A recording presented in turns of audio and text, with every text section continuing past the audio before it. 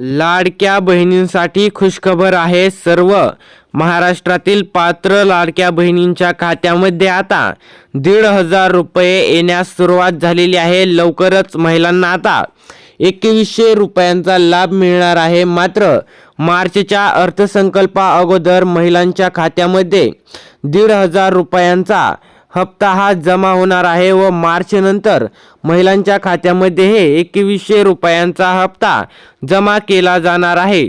आपल्याला सविस्तर पाहायचं आहे। लाडकी बहीण योजनेच्या नियमावलीत आता बदल करण्यात आलेले आहेत। ज्या महिला या योजनेसाठी पात्र आहेत त्या महिलांना आता हे काम दर महिन्याला करावे लागणार आहे। ज्या महिला हे काम करतील त्याच महिलांना आता लाडकी बहीण योजनेचा लाभ मिळणार आहे। तर आपल्याला सविस्तर पाहायचं आहे।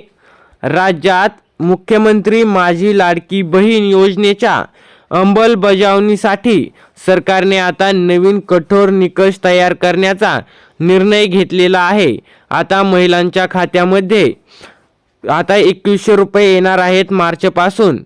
तर या योजनेच्या माध्यमातून गरजू महिलांना आर्थिक मदत दिली जाते। मात्र वाढत्या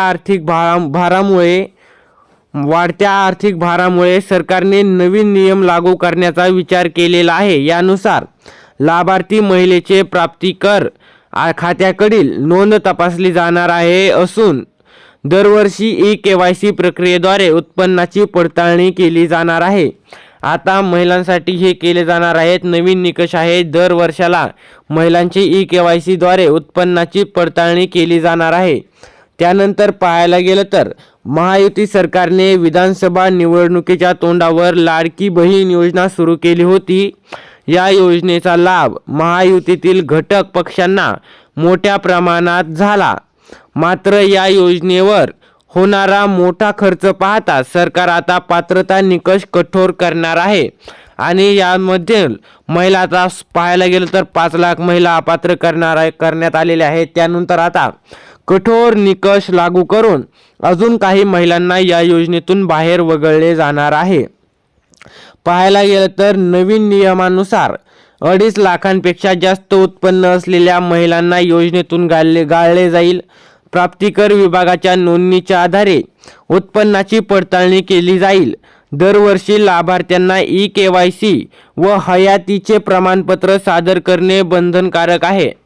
पहिले जे महिला किंवा जे पेन्शनधारक पेन्शन घेत होते त्यांना वर्षाला हे हयातीचे प्रमाणपत्र द्यावा लागत होते। मात्र आता लाडकी बहीण योजनेचा लाभ घेणाऱ्या महिलांना देखील हयातीचे प्रमाणपत्र सादर करणे बंधनकारक करण्यात आलेले आहे। आता पुढे आपण जर पाहायला गेलं तर राज्य सरकारने यापूर्वीच 5 लाख महिलांना या योजनेतून वगळले आहे। यामध्ये स्वतः अर्ज मागे घेणाऱ्या महिला तसेच संजय गांधी निराधार योजनेच्या लाभार्थी यांचा समावेश आहे। महिला व बाल विकास कल्याण मंत्री आदिती तटकरे यांनी दिलेल्या माहितीनुसार राज्यातील 6.5 लाख लाभार्थी हे एकाच वेळी नमो शेतकरी व लाडकी बहीण योजनेचा लाभ घेत होत्या। दोन्ही योजनांचा लाभ घेत असल्याने आढळून आलेले आहे।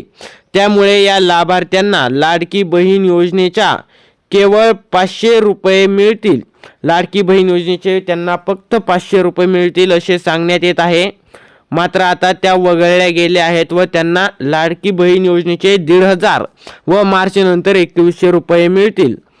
पाहायला गेलं तर सरकारने नव्याने पात्र ठरलेल्या लाभार्थ्यांना मागील महिन्यांचा लाभ न देता अर्ज मंजूर झाल्यानंतरच्या महिन्यापासून मदत देण्याचा निर्णय घेतलेला आहे।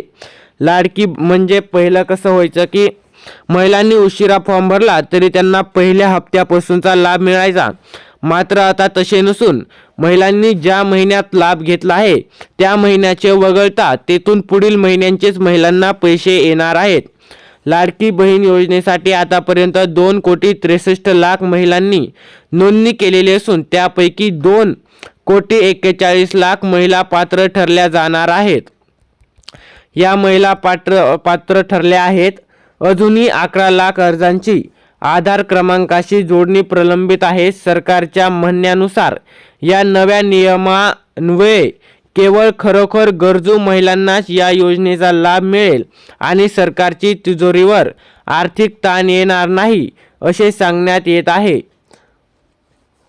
पुन्हा पाहायला गेलं तर ई-केवायसी व उत्पन्न पडताळणीमुळे अपात्र लाभार्थ्यांना वेळीच गाळले जाईल। नवीन धोरण लागू झाल्यानंतर या योजनेतील अपात्र लाभार्थ्यांची संख्या आणखी वाढण्याची शक्यता आहे। म्हणजे आता यामधून अनेक महिला अजून देखील अपात्र ठरू शकतात। महिलांसाठी ही एक महत्त्वाची बातमी होती। अशाच प्रकारचे आता कोणत्या जिल्ह्यांमध्ये सर्वात अगोदर फेब्रुवारीचा हप्ता येणार आहे हे आपण पुढच्या व्हिडिओमध्ये पाहणार आहोत। तरी तो व्हिडिओ पाहण्याकरिता चॅनलला आता सबस्क्राईब करा, जेणेकरून तुम्हाला लाडकी बहीण योजनेसंदर्भातील कोणताही नवीन येणारा व्हिडिओ सर्वात अगोदर पाहायला मिळेल। धन्यवाद।